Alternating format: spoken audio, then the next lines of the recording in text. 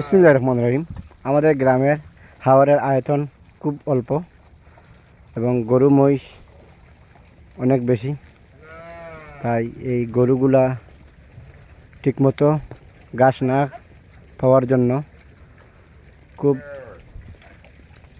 রাগ হয়ে গেছে, শরীরে মাংস নাই।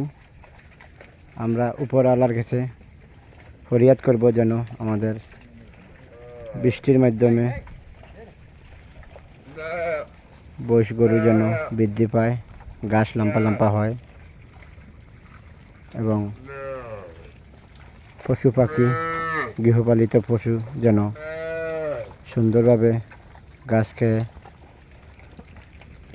উজ্জ্বল ভবিষ্যতের জন্য কামিয়াব করি, যাতে গরু সুস্থতা এবং স্বাস্থ্যর বৃদ্ধি পায়। ধন্যবাদ সবাইকে। ভালো থাকবেন, সুস্থ থাকবেন, ভালোবাসি সবাইকে।